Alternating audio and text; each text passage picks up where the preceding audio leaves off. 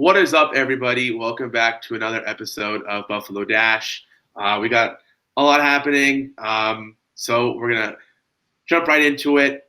So we recently received the Pac-12 schedule, the 7-game schedule that the Pac-12 teams will be following, and me and Kieran are just going to run through the schedule, predict our win-loss records, and possibly take some hot takes out in the process. So week 1, we open up at home to UCLA. Kieran, what are your thoughts? It's a great way to start the season. Great little preseason equivalent. Hopefully. I think that UCLA is perfect for us to start off against.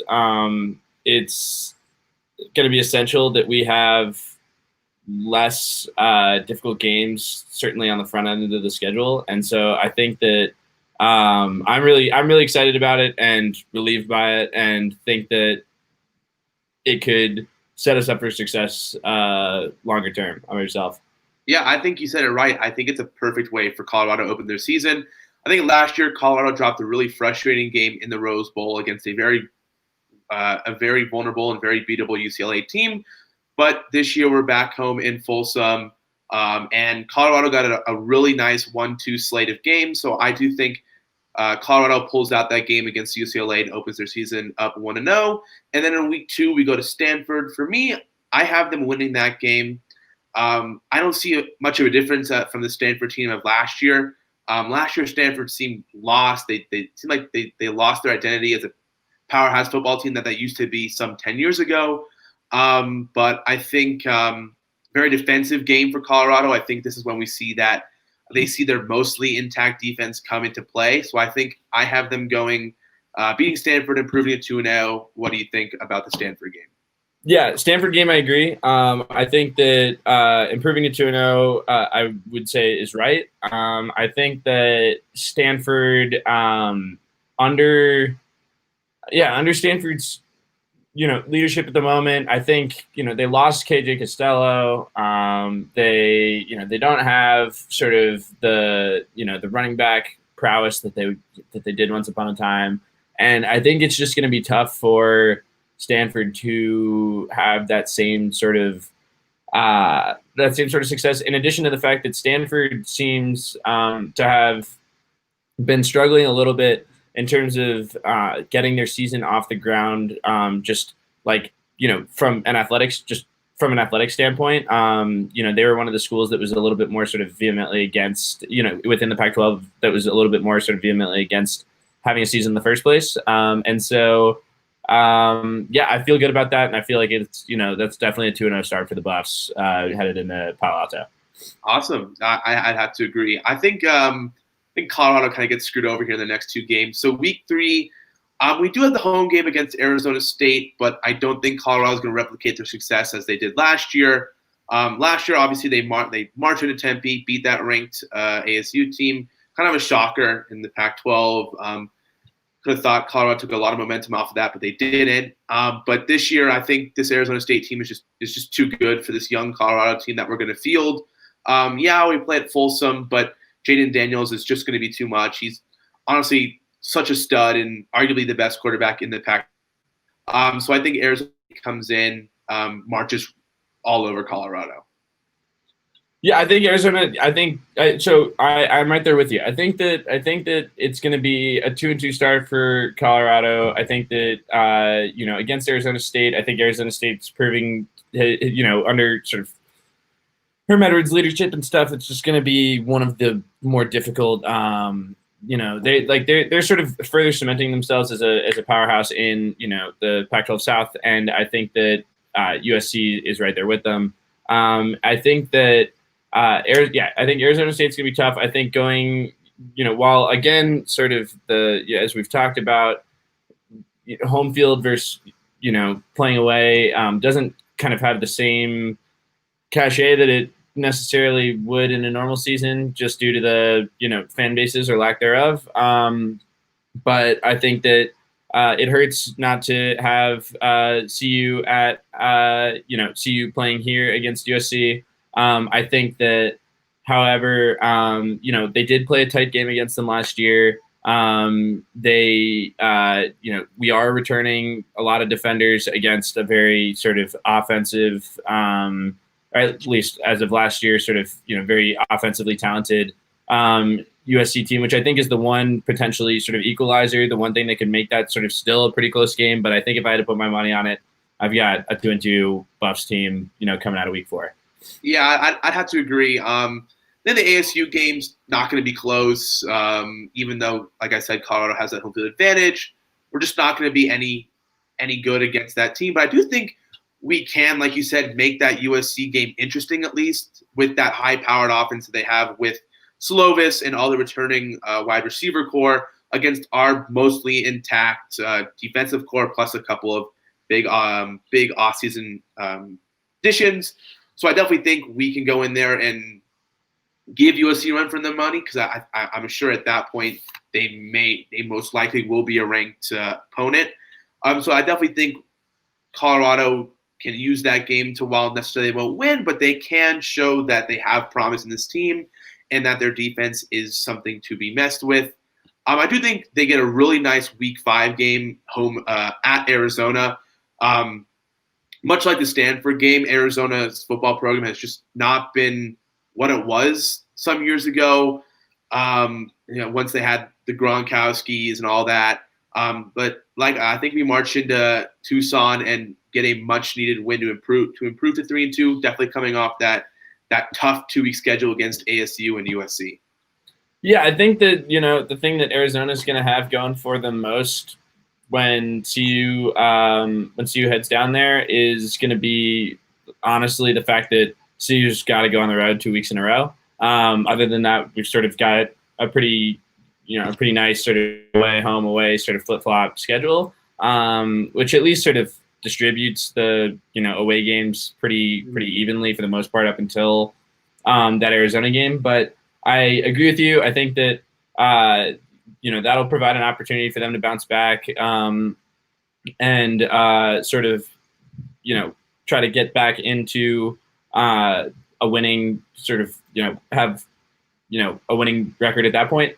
I think that Arizona is going to be a win for the Buffs, and that leads us to play the University of Utah here the following week. And what are your thoughts?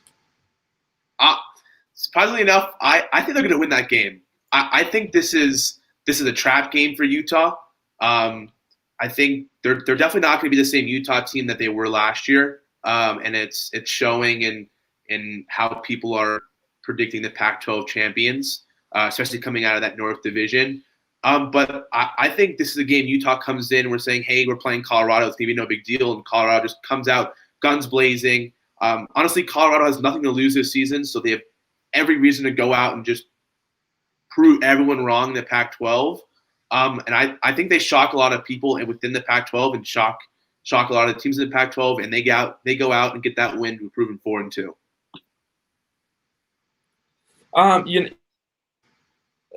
I love that optimism. I think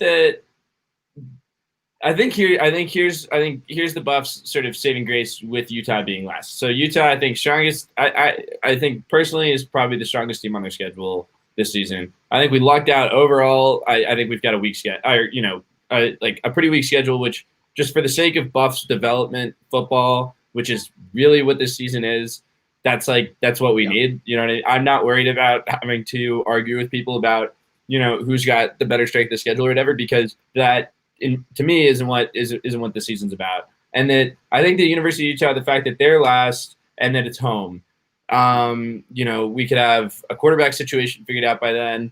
We could have an offense that has learned to play together has learned to play together over the course of the season and has sort of kind of meshed together a little bit. And that defense, that we have been saying we're stoked is generally returning sort of in one piece, is just going to sort of be firing on all cylinders at that point. So I think that I think I'll probably, I don't know if I have the same optimism for, a win at that point, but I think that I do have Yeah, I would say that as well as the USC game, going to be a close game, and I think it'll be interesting to see how they perform sort of in Folsom to sort of wrap that up. Yeah, exactly. So week 7 is a to be determined game. And within that week, the Pac-12 will be playing the Pac-12 championship, but all teams will be in play. So we'll just have to wait and see when the time comes whose CU's opponent will be. But in terms of my predictions, I have them predicting a winning season, either going 4-3 if they do end up losing that Week 7 game, or possibly even going 5-2, which is definitely outdoing all the expectations we have for this Colorado team. But honestly, they have nothing to lose this season, so why don't they just go out there and win 4 games and have their first winning season since 4-3? And it's not so much the winning season, but it's the experience these players get and the promise that they show going into a regular season in 2021, having all that much more experience. Yeah, I agree. I think like I said, I think that it's going to be I think you're right on with it's going to be about building experience. I think it's going to be about getting used to a new head coach. I think there's a lot of things that sort of play in the Buffs' favor in terms of the long-term prospects of CU football and sort of what CU football is all about. And I think that the fact that the last game's undetermined, still to be determined. I think that we do have a chance at walking away with the winning season. Given the way our schedule is set up, I think it's going to be a matter of not playing down to our opponent's level. For the teams that are definitely teams that we should be beating, just because that's been sort of a pitfall of ours in the past. But yeah, so I'm excited to see it. And I think that certainly we're going to walk away with a team that has sort of meshed together in a way that sets us up for success next season. Yeah, exactly. I'm kind of going into that. We're going to transition into a developing situation, which seems like in Boulder. What's going on under center in Boulder? So recently, I was on Twitter and I read a tweet from our head coach, Carl Durrell, talking about the quarterback situation. Kieran and I explained this in the last episode that we really think it's coming down to 3 quarterbacks: Sam Neuer, Tyler Lytle, and the stud freshman, Brendan Lewis. Yeah. And I recently saw this tweet that Durrell explaining while Lewis has looked the best, he's just worried about the fact that he doesn't have experience in college yet, and they don't know if he can make the jump or not. And while the going with Lytle or Neuer is a safer option, it might not be the best decision for the Buffs. Kieran, what do you think? Do you think they're playing it too safe with Brendan right now? I do. So here's the thing: is I think that to build off of what I was saying about this is a season, this is a rebuilding season, right? You know what I mean? And while that feels like a weird thing to say in college, where it's sort of a little bit of a turnstile, and you've got players kind of coming in and out constantly. I think that they definitely there's no better situation and no better opportunity to develop a freshman quarterback than this season. And with all the sort of benefits of playing a freshman quarterback against other D1 teams without sort of quite the same stakes as, one could argue that there is during a normally running season when you're playing a full schedule. And, even if you walk away with a conference championship or a national championship or whatever, there's not the little asterisk that says, we played a short season and are at like 25% capacity at best, Mm-hmm. And I think that, so I think that personally, I think Brendan Lewis, he's the quarterback of the next, not just this year, but the following year and perhaps the year after that for the Buffs. And I think that there's definitely, with sort of the new, very young sort of offense that we started talking about last week, I think that him getting used to, just developing some chemistry with some of those new receivers and with, the coaching staff, things like that. I think I think it sort of provides the perfect, grounds to do that. I think Carl Durrell would be sort of a little bit mistaken to to really try to like force in Neuer or somebody who has just been, he's been around and stuff, but like, you got to sort of weigh like, sort of a cost benefit in my opinion. But yeah, I mean, how about yourself? Yeah, I totally agree. Like you said, this is the perfect grounds for Lewis to get the experience he needs to feel comfortable at this level. Like there's no doubt if they do end up starting him, he's going to have hiccups and he's going to look like a high school quarterback. But because this is his first game in college under a new system at totally different competition level. But like you said, going with a Neuer or a Lytle is almost restricting not only Brendan from getting the experience, but from other players getting the experience, and really trying to get mesh in these freshmen who are going to be the backbone of this Colorado team. So come 2 years from now, when Lytle is gone and Neuer is gone and all of these seniors and juniors are gone, when it's really their team, this is by far the perfect opportunity and the perfect time for them to get the experience they need and really understand what it takes to be a college football player and compete at a high enough level to compete for not only Pac-12 wins, but a Pac-12 championship and a bowl championship if Colorado can get to that point.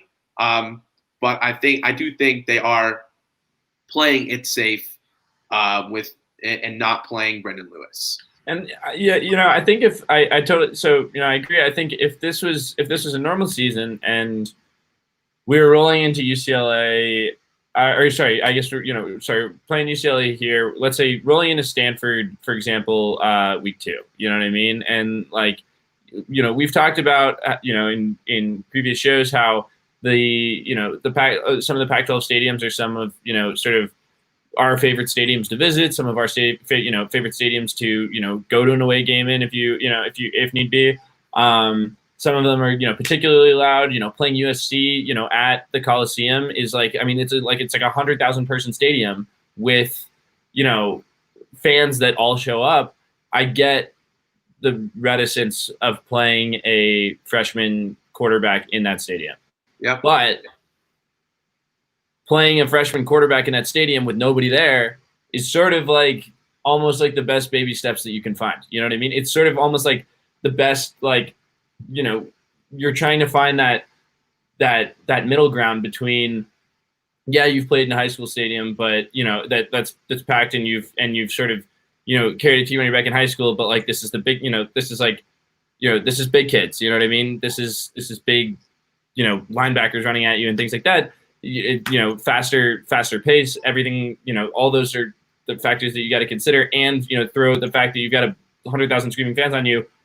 That pressure can sometimes be just enough too much for a new quarterback to handle, I think. But given the situation, given the circumstances, I think this situation's perfect. So I mean, perhaps Karl Dorrell's trying to sort of temper people's expectations or sort of not put too much pressure on his freshman quarterback by sort of leaving that to be, like leaving that up to speculation and sort of trying to steer the attention elsewhere. And then perhaps we see Brendan Lewis come out, in the second half of UCLA or whatever, and then it's his season, from then on out. Who knows? But I think that, if Karl Dorrell's serious about the fact that this might not be the season to bring him to bring Brendan Lewis into the fold in completely, I think he'd be a little bit mistaken. Yeah, I'd have to agree. And he's mentioned about possibly doing something like the Ravens have done with the 3 Heisman package and that kind of thing, just because he's a dual threat quarterback and has the ability with his legs, possibly getting him into the run game. But at that point, you're just not utilizing what he came to see you for. Much to the same thing that they did with Neuer, creating him into a safety. So, I think it's either you're all in or you're all out. And I think they have to be all in with this kid and get him the experience they need. And like you said, this is the perfect situation for him to go in with no fans, very minimal attention on him, and just play his game and work out his kinks and become a better quarterback going into the 2021 season, assuming that it's a regular season, with all that much more experience, with all that much more confidence. being confident under the offensive playbook with Carl Durrell just because he's a new coach, and just being confident with his team in general because most of the pieces are still going to be there next year. So, it's definitely going to be interesting come game time, but we'll have to see what the decision is. Obviously, it's his decision to make, but we can only judge him for it. For sure. Moving on, much like we talked about last week where we kind of analyzed the offense, this week we're going to talk about our defense. Kieran, what are your thoughts on our defense overall? Yeah, so I mean, like we've alluded to, I'm super optimistic about our defense, which is something that I don't know, that I would have said necessarily in the over the past several years or so. But I'm excited about our the return, like the fact that we're returning defensive coordinator. Brought on Mel Tucker, retained by Carl Durrell. I'm excited about that. So Tyson Summers, he was he's kind of mostly just been a coach in the South. He's done a lot of sort of, in particularly, coaching collegiately. Most recently, was the head coach at Georgia Southern, then was the defensive coordinator, maybe assistant underneath Mel Tucker, and Mel Tucker's defensive coordinator at University of Georgia, and then Mel Tucker's defensive coordinator here. And so I love bringing the SEC and sort of just Southern, football is different in the South, right? You know what I mean? Whether it's SEC or not, it's different in the South. I love bringing that mentality to Colorado football, and kind of bringing that intensity, bringing that level of passion to Colorado football. And so I'm excited about that. And then returning a lot of really, really great players at, position to defensive end, inside linebacker. We've got some really, really fantastic players there. Some all conference players that, I'm really, really excited about.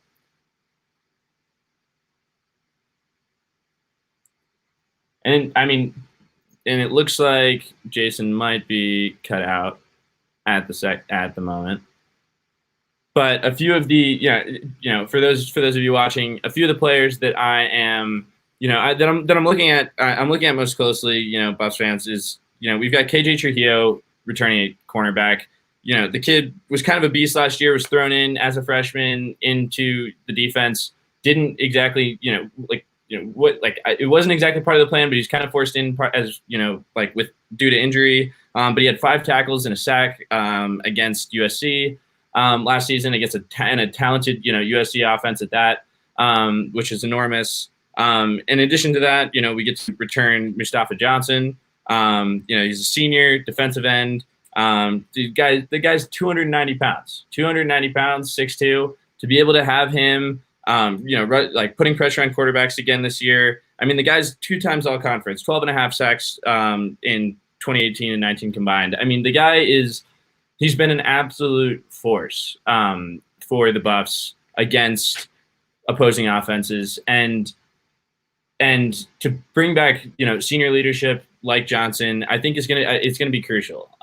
It's especially difficult in years past when so much of the focus has been on our returning quarterbacks of Steven Montez, or Sefo Lufau, even farther back. Like, so much of the pressure was on the offense. But for this year, I think for the Buffs to, and Buffs fans to really sort of put that shift that focus to our defense providing stops, over and over and over again in order to set our offense, a younger offense up, and that's a younger offense that's talented and has a lot of potential, setting them up for success, I think is huge. And so I think for the Buffs to be able to do that will be, I think will be a major, it takes a lot of pressure off of the offense that was previously there. Oh, sweet. And it looks like Jason is, let's see if he's back live yet. I think we're still working on that. But to be able to take a lot of the pressure off of the offense, and to by being able to return this sort of veteran defense, is really, really great. Jason, glad to see that you're back up and running. No worries. And so I was just saying how to return KJ Trujillo, as a young sophomore cornerback. But especially the senior leadership that we'll see from Mustafa Johnson and then I didn't even get to Nate Landman. Both just absolute playmakers, massive dudes who, we relied on a lot for stops last year, who just have another year of experience under their belt. To be able to take some of the pressure off of a young CU offense is really, really exciting. And I haven't even, gotten to sort of over the offseason, which was, Antonio Alfano, but I'm sure you've got some thoughts on all of this. I'm curious to hear what you got to say. Yeah, I have to agree. This having the intact defense coming into a new season with a new coach is just crucial. Like you said, I think the loss of Davion Taylor is going to hurt a little bit just because he was so good laterally across that field, and he just made tackles that other linebackers wouldn't make. But like you said, Mustafa Johnson, Nate Landman, not only the senior leadership you get out of them, but just the sheer production you get out of them. Mustafa is just crazy disruptive off that line.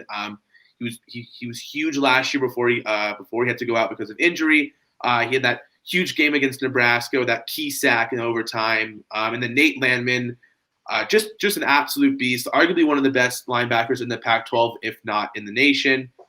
He's going to get a lot of good looks from scouts. He's going to be a great pickup. Last year, our secondary was a little young, and it definitely showed when we got torched quite a bit. But like you said, bringing back KJ Trujillo and getting more experience for that young secondary is only going to help this CU defense. And like you brought up, Antonio Alfano was the big pickup out of Alabama. Surprising that a guy like that doesn't get playing time under Nick Saban, but their loss, our gain. As of right now, they're just waiting on him to be medically cleared fit. But once he does that, I see him making an instant impact on that defense. What do you think? Yeah, I mean, so I think to be able to add somebody. So here's the thing: is when you're a number one prospect like Alfano, like number one. I mean, this kid was like a number one overall prospect, by 24/7 Sports, as well as a lot of other recruiting, those recruiting agencies. But like unanimously a 5-star recruit. Sort of like kind of he was just cookie cutter for what you'd expect an Alabama commit to look like. I'm excited to see how then. So basically just bringing in a young player who's played at the level that he has, though. Not this isn't just any young player, but this is a young player with experience playing against the best of the best, and just annihilating them. And when you play on a team with Nick Saban, I mean that's like that. That's like if there's a level between college and pros, it's Nick Saban. You know what I mean? Yeah. Like there's just because it's just different. It's just different playing at Alabama. And so to come in with that kind of experience makes you a more mature player, regardless. Regardless of what your eligibility is, et cetera. And so it's not like just bringing in a super talented freshman who doesn't know what the heck he's going to be doing. And so to be able to fit him in with, Johnson and Landman as these seniors, and then, like you mentioned how the backfield was pretty young last year, only going to be a sophomore this year. However, he was kind of forced in last year due to some injuries and, with our cornerbacks and things like that. And so he was just kind of like thrown into the fire, and then ended up sort of developing over the course of the season and managed to, kind of, keep his playing time. But I think that it's just it's going to add the addition of Alfano is just going to add sort of a rack to be able to continue to sort of build around, as opposed to bringing in a freshman that has a lot of talent and is sort of just rolling the dice every time. And so I'm really excited to see how he's going to perform, especially the kind of impact that he's going to make in the Pac-12, as opposed to like he may not have been an impact SEC player, but in pretty much any other division, especially in the Pac-12, that you can still have enormous impact with that same talent. Yeah, I couldn't have said it better myself. With that, me and Kieran want to thank you for coming out to another episode of Buffalo Dash. If you want to see more of us, follow our social medias at Twitter, TikTok, Instagram, and Facebook. We post That's where we stream our shows as well as post some of our best clips. If you want to see more of the shows me and Kieran have done, plus other shows from the other Dash Sports hosts, I definitely recommend going and seeing that. Kind of banter between the two, a lot of hot takes going on. Go check out our website, dashsports.tv. And yeah, we want to thank you guys so much for coming. We'll see you all next week with some more awesome content.